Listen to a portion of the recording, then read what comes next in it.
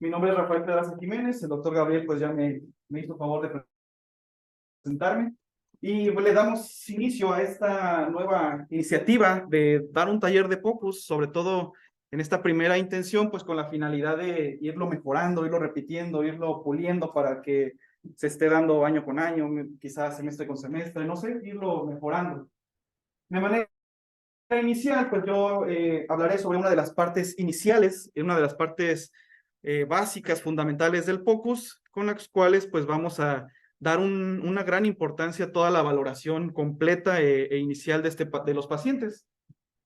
POCUS, pues sus siglas significan Point of Care Ultrasound Certification Academy, es la academia que lo avala.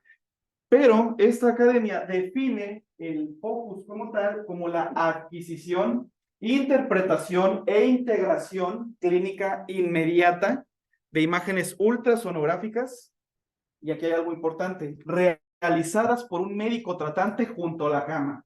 No necesariamente un radiólogo, no necesariamente un cardiólogo. Algo que cualquier médico puede hacer en la cama del paciente. Ha ido ganando bastante popularidad, bastante aceptación el uso del POCUS, por sobre todo pues la combinación de diversos factores. Más o menos en el 2011 se vio la necesidad de que los médicos hicieran una valoración más objetiva, una valoración más rápida, más pronta al alcance de cualquier médico.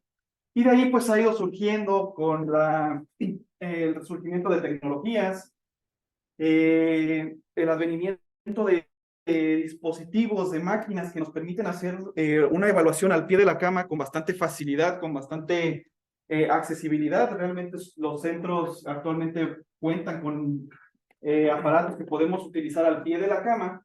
Y bueno, a partir del 2018 ya surge como tal una certificación que primero era para ecocardiografistas.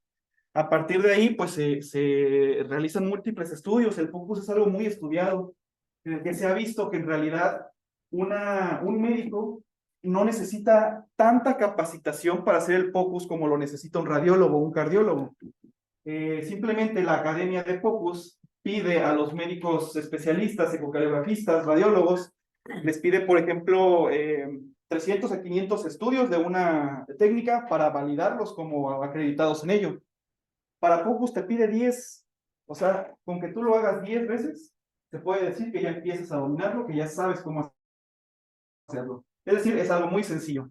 Y bueno, para el 2020, 2021, ya incluso empiezan a considerarlo como parte de los algoritmos de algunas patologías. Entonces, pues algo que tenemos que dominar, es bastante sencillo, bastante práctico y algo que podemos poner al alcance de nuestros pacientes. Lo único que necesitamos, pues, es un equipo que haga ultrasonido. No se limita el POCUS a una sola región corporal. Realmente es una valoración extensa, es una valoración multiorgánica. Podemos evaluar prácticamente casi todos los órganos: pulmón, riñón, hígado, sistema nervioso central, tejidos blandos, vascular. Es decir, el POCUS no se limita a una sola zona corporal. Entonces, la variedad de técnicas que podemos utilizar, pues es también una de las ventajas de este sistema. Encontramos que además tiene muy buenas sensibilidades. De hecho, o sea, por ejemplo, para edema agudo pulmonar tiene sensibilidad de 88, especificidad de 90%, son bastante buenas. Para neumonía, 88 de sensibilidad, 93 de especificidad. Para trauma toracoabdominal, una especificidad de 96%, bastante buena. Disfunción ventricular, es decir, evaluación cardíaca, neumotórax. De hecho, si saben ustedes, neumotórax, el ultrasonido tiene una sensibilidad de 100%, o sea, ni siquiera la TAC, ni siquiera la radiografía te puede a veces llegar a esta sensibilidad. Entonces, pues es importante conocer toda esta evaluación que podemos tener a cabo con ella. No solamente se limita a diagnósticos, se puede extender también a procedimientos. Ya sabemos que podemos hacer biopsias, podemos hacer toracocentesis, accesos vasculares guiados por ultrasonido. Entonces, pues es la verdad una gran herramienta. ¿Qué necesitamos? Solamente saber qué tipo de procedimiento, qué tipo de diagnóstico queremos hacer para elegir la sonda adecuada. Tenemos tres tipos de sondas que nos van a ser útiles en este tipo de evaluación, que es sonda lineal. Esta principalmente se usa para pulmón, accesos vasculares, ojo, vaina de nervio óptico. Tenemos también otro tipo de sondas, como son las curvilíneas. Estas son más para tejidos profundos, es decir, abdomen. Podemos utilizarla para evaluar hígado, vaso, riñón. Y también tenemos la sonda cardíaca, o sonda, también se le conoce como sectorial. La diferencia de esta, pues, es que es una sonda más pequeña que tenga la capacidad de ver entre las dos costillas, sin que la imagen se vea distorsionada u opacada por la sombra que presenta el hueso de la parrilla costal. Dentro de la evaluación inicial del paciente, muchas veces de lo que primero queremos hablar es sobre su estado de hidratación. Por eso, la primera parte de este curso va a ser el abordaje de la vena cava, es de lo que les voy a hablar yo. Es un abordaje bastante sencillo, pero al mismo tiempo bastantes confusiones, podríamos decirlo así. En el abordaje de un paciente que queremos conocer su estado de volemia, es importante conocer los diámetros de la cava, qué tanto colapsa, sus índices de colapsabilidad y sensibilidad, pero para llegar a eso tenemos que saber en dónde medir, saber en dónde la vamos a encontrar, y tiene muy buena eficacia esta técnica. ¿Por qué? Pues porque es una técnica no invasiva, barata, realmente pues lo único que haces es comprar el equipo y no te vuelve a costar, no requiere un alto nivel de entrenamiento, como ya lo decía, y se han hecho estudios en los que se demuestra que pacientes, hay un estudio muy interesante que se hizo en el que pusieron dos grupos de personas, unos que hicieron una evaluación clínica y otros en el que esas personas que hicieron una evaluación clínica se dividió en su grupo y se les dio el POCUS, se les dio un ultrasonido. 50% de los diagnósticos se replantearon, es decir, cambiaron el 50% de los diagnósticos. Entonces es muy bueno tener esta herramienta para un diagnóstico más acertado, más preciso. Solo recordando un poco de anatomía, sabemos que la cava es un vaso que viene de la parte retroperitoneal, está conformado por la confluencia de las venas ilíacas, y este va a tener la característica que llega a la aurícula derecha. Es una de las maneras con las que vamos a identificar que estamos evaluando correctamente la cava. Puede pasar a través del hígado o a un costado del hígado. Y bueno, otra manera en la que vamos a evaluar que realmente sea la cava es que confluyen en ella las venas hepáticas. Obviamente existen algunas variaciones, como que la vena cava esté del lado izquierdo, que haya una duplicación del sistema de vena cava, pero pues no es lo habitual. ¿En qué pacientes tenemos que considerar utilizar el protocolo de vena cava inferior? Ya lo decía desde el inicio, determinar el estado de volemia.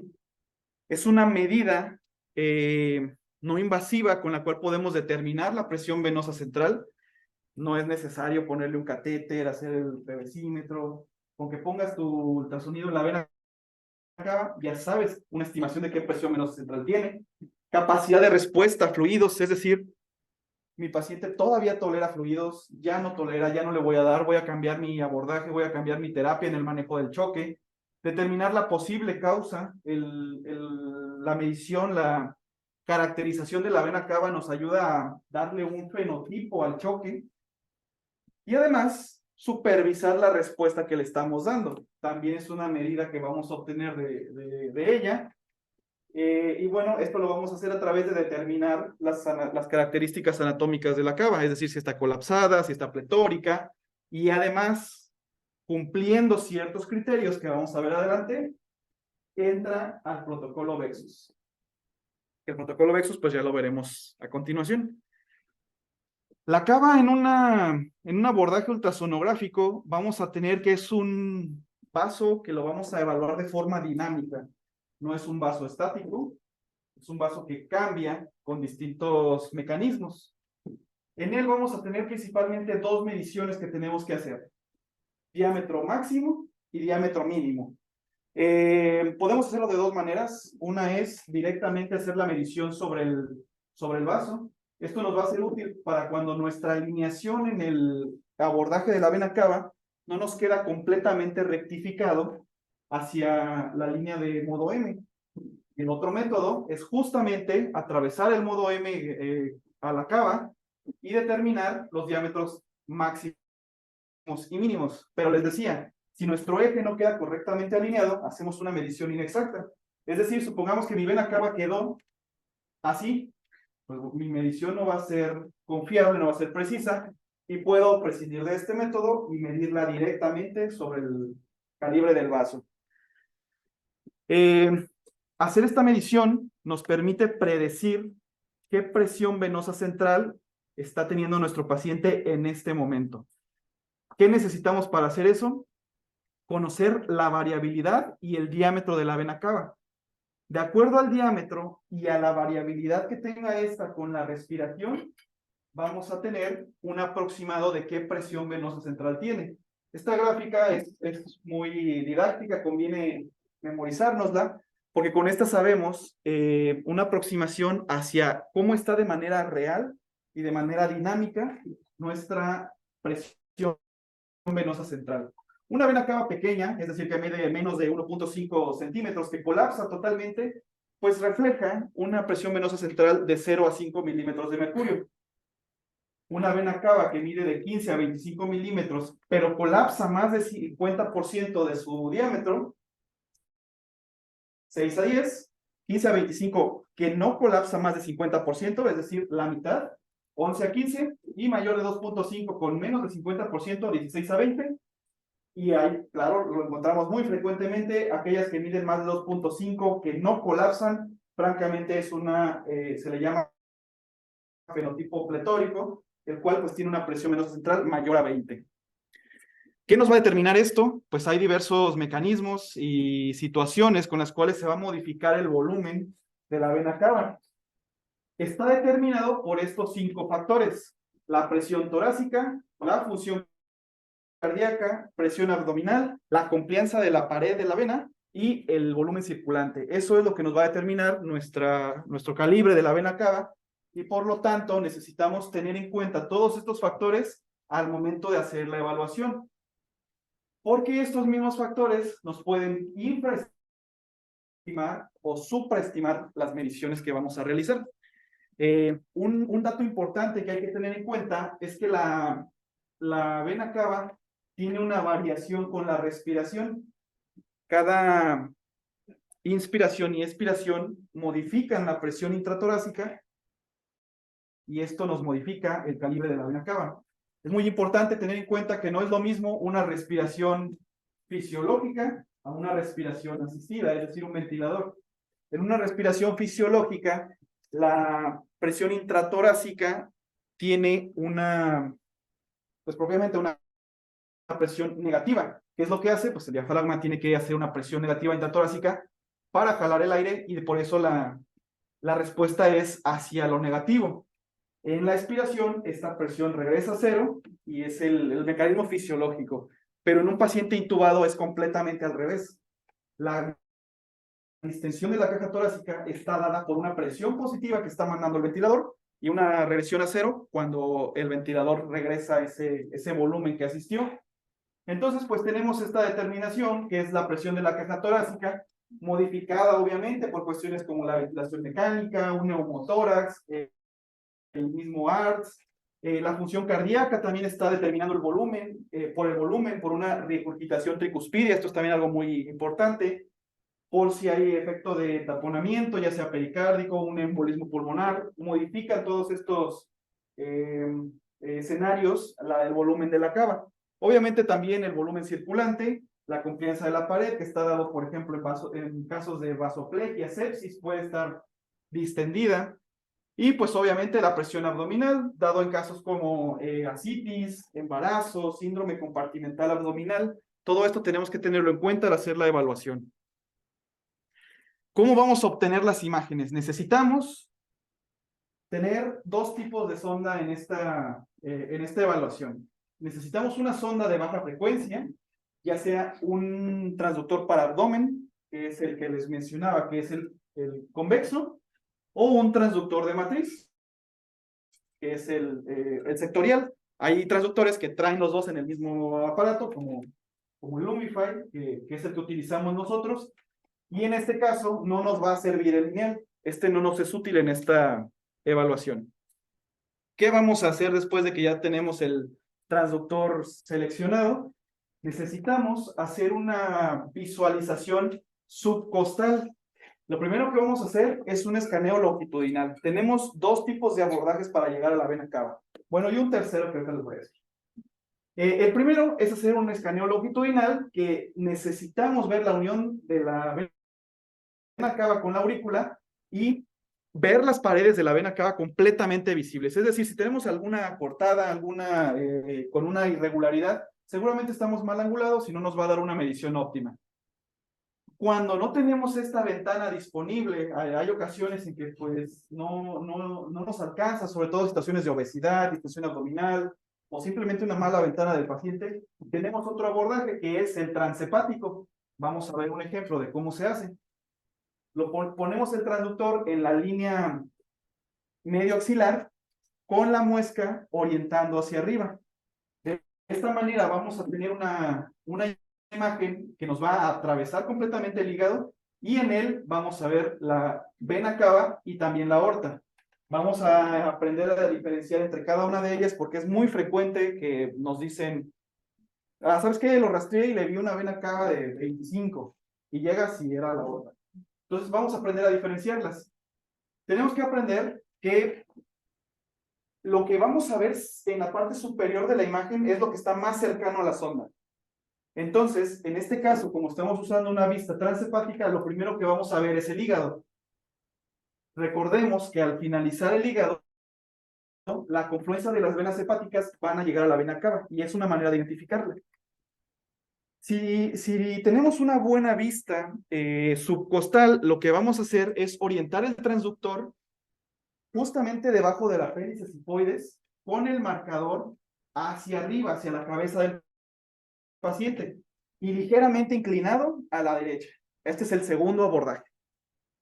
Ponemos al paciente, pues ya sea en decúbito, orientando la muesca del transductor hacia su cabeza, en la línea media, orientado ligeramente hacia la derecha. Esa es la segunda manera en la que vamos a ver la cava.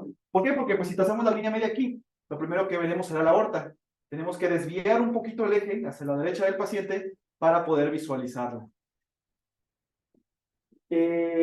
Como tenemos esta cercanía de estos dos vasos, lo que vamos a tener que hacer es saber diferenciar entre uno y otro. Una de las maneras más sencillas de hacerlo es ver la unión de la vena cava inferior con la aurícula derecha y la desembocadura de las venas suprahepáticas directamente sobre el sistema de la vena cava. Esta es una imagen que tenemos que buscar y tenemos que encontrar para poder decir que estamos en la vena cava. Tercera manera de encontrarla. Vas a colocar a tu paciente en decúbito con el transductor de forma, buscando un eje axial, con la muesca orientando hacia el lado derecho del paciente. ¿Qué es lo que voy a ver? Las dos estructuras vasculares, cava y aorta, y además voy a ver los espacios de los discos vertebrales, las sombras que van a provocar estos. Seguido de esto, de que ya encontramos esta imagen, vamos a hacer una rotación en sentido contrario a las manecillas del reloj y vamos a encontrar esto. Si se fijan, es un movimiento rotatorio en el que vamos a encontrar directamente la desembocadura de la vena cava, la aurícula derecha, y al mismo tiempo la desembocadura de las venas hepáticas directamente sobre la cava. Ese es nuestro tercer método de evaluarla. Otro método para evaluarla, ya para diferenciar entre la vena cava y entre la aorta, pues es aplicando color. Realmente la vena cava se tiene que ver azul, la aorta se va a ver roja, pero tenemos otras opciones de evaluarla.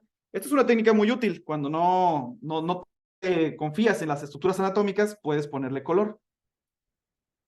Una vez que tienes tus dos estructuras anatómicas localizadas, lo que les decía, vamos a hacer este giro en sentido contrario a las agujas del reloj y vamos a ver la confluencia de las venas hepáticas.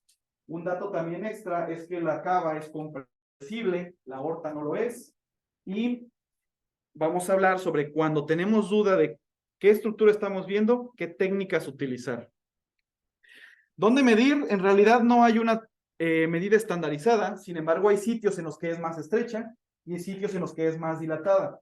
Entonces, una recomendación general es que se haga de 1.5 centímetros a 2.5 de la unión con la aurícula derecha. Ese es un sitio que probablemente no esté sesgado por otras estructuras, entonces es el sitio en el que se recomienda hacer la medición. Diferenciar entre vena cava inferior y aorta es relativamente sencillo, pero a veces es complicado, sobre todo en situaciones especiales.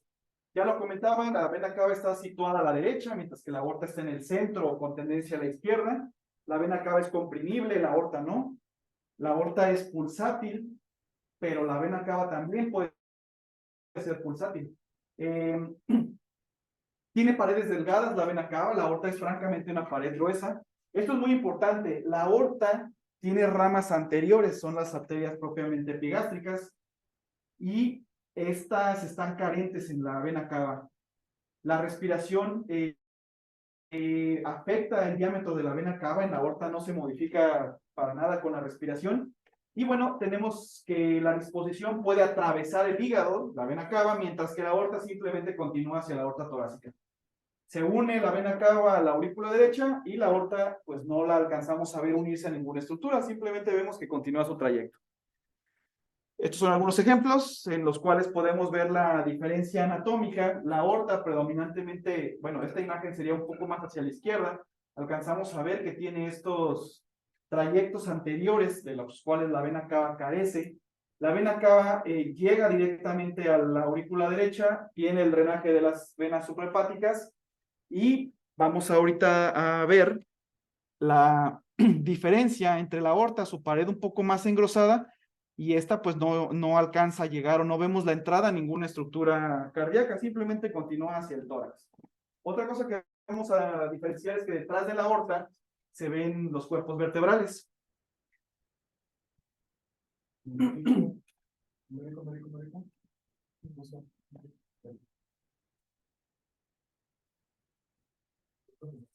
Ok, gracias. Alicia, ¿esa es la aorta o es la cava? La cava, pero pulsa. Yo me acuerdo que la aorta pulsa. La cava también pulsa. Este es un caso de una insuficiencia tricúspide severa, entonces encontramos estas variaciones que podemos confundirnos de manera habitual. Lo que nos hace diferenciar pues, es justamente el grosor de su pared, que las venas hepáticas van a desembocar en ella. Si encontráramos la angulación correcta, llegaría al atrio derecho. Otra forma de identificarlas, cuando ya agotaste tus recursos que ya te comenté y sigues dudando si es la aorta o la cava, muy fácil, ponle un pulsado. En el pulsado, la aorta tiene este patrón trifásico, una onda rápida con una pendiente acelerada, sigue con una onda negativa y una pequeña onda positiva. Es este patrón trifásico que tiene la aorta, mientras que la cava tiene este patrón, se le llama patrón en M. Es otra manera más de diferenciarlas. Lady, ¿esa es la aorta o la cava?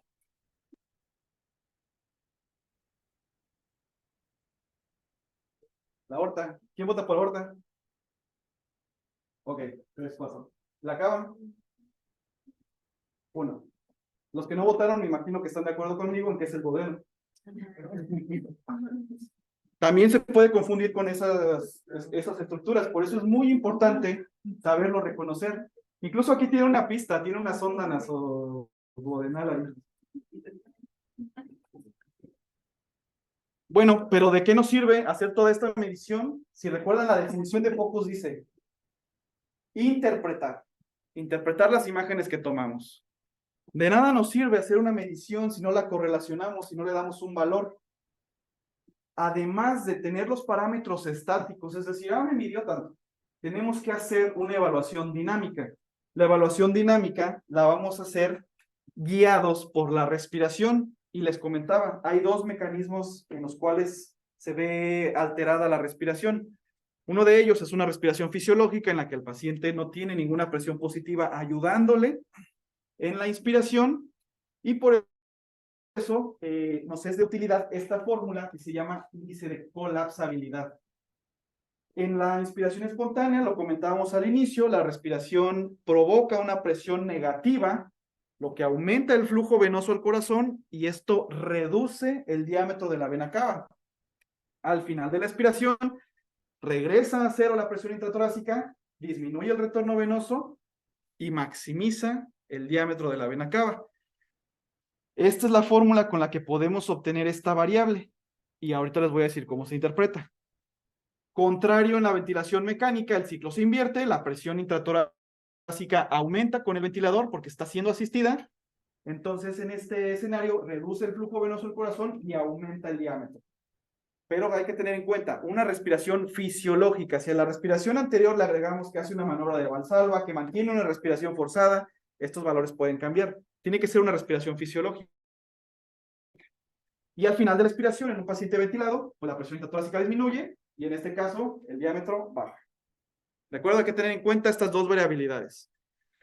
Y este contexto, estas fórmulas realmente tienen una muy buena utilidad, ya que tienen una sensibilidad y especificidad cada una en sus escenarios, que llega a ser hasta 87% de sensibilidad y 89% de especificidad. Realmente son muy útiles los parámetros para evaluar el estado de volumen del paciente y la capacidad de respuesta al mismo. ¿Cómo lo vamos a clasificar? Podemos darle un fenotipo al estado de choque cuando hacemos una evaluación de la cava, que necesitamos prácticamente dos variables. Una es el corazón y otra es la vena cava. En estados hipovolémicos, perdón, desde estados de falta de volumen, tenemos un ventrículo izquierdo hipercontráctil, casi se tocan las paredes de los diámetros internos, esto se llama fenómeno de Kiss-Wall, y además una vena cava colapsable. En fenómenos distributivos es un corazón también hipercontráctil, que en estados de sepsis avanzada puede variar hacia la hipocontractilidad, hacia la disfunción sistólica, pero con una vena cava prácticamente normal. El fenómeno no está tanto en el volumen intravascular, sino pues en las resistencias vasculares periféricas. Cuando es cardiogénico, encontramos una disfunción cardíaca, una hipocontractilidad del miocardio, lo cual provoca que esté distendida la vena cava. Es por eso que así nosotros sabemos y orientamos hacia si el origen del choque o el origen de la congestión es cardiogénico. Y obstructivo, aquí puede haber muchas variaciones, pero lo predominante es la vena cava siempre va a estar distendida. ¿De acuerdo? Sesgos que podemos tener, hay que tenerlo en cuenta, ya lo mencionaba en un inicio, podemos encontrar variaciones debido pues, a esfuerzos inspiratorios, a maniobras de Valsalva, hipertensión intraabdominal, hemodiálisis. Todo esto puede darnos variaciones que nos pueden infraestimar las mediciones que estamos haciendo. Caso contrario, que hay situaciones que nos pueden sobreestimar, como por ejemplo el tapón de cardíaco, una de insuficiencia, ya sea de tipo tricuspidio, nos puede dar disfunciones valvulares que nos mantienen crónicamente dilatada la cava, infarto al miocardio, podemos también encontrar algunas situaciones como embolismo pulmonar, que nos mantienen la cava dilatada y no necesariamente significa que tiene un estado de sobrecarga. Por eso, tenemos que hacer un conjunto con otras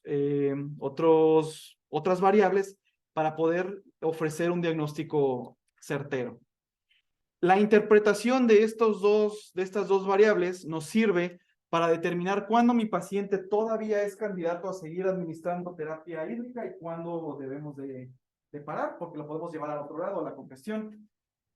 En pacientes que están con ventilación mecánica, podemos utilizar un punto de corte de un índice de distensibilidad mayor a 18. Con este podemos decir, bueno, mi índice de distensibilidad todavía me da la posibilidad de darle volumen, entonces pues va otra carguita. Pero si ya mi índice de distensibilidad me salió en 11%, ya sé que no va por ahí el seguimiento del paciente. Solamente útil en paciente intubado. Caso al contrario, en el paciente con respiración fisiológica, aquí vamos a utilizar la medida de la vena cava y el porcentaje de cambio que tiene con la respiración. En este caso, una variabilidad del 30 o algunas literaturas dicen más específico al 50%, nos puede decir que prácticamente pues ya no hay un beneficio.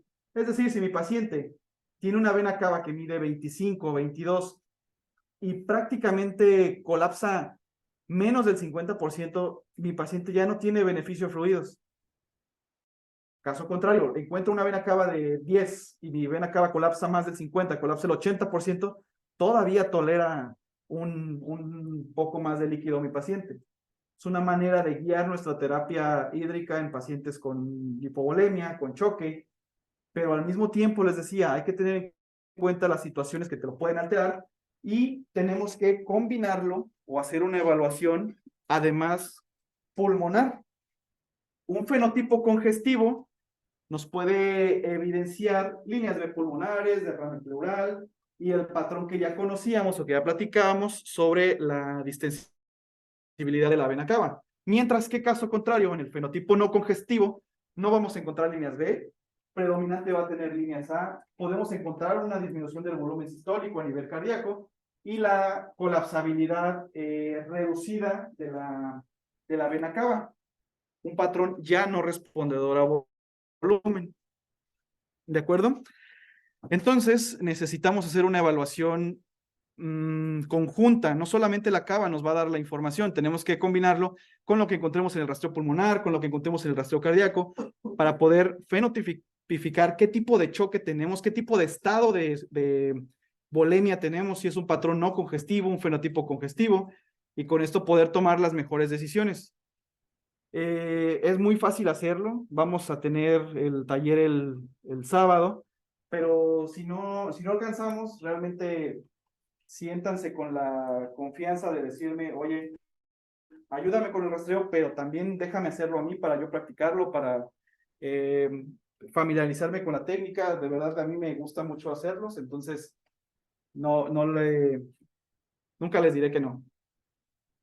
Y bueno, por mi parte sería todo. ¿Hay alguna pregunta, algún comentario respecto a Benacaba? Pues si no, les agradezco que piensen.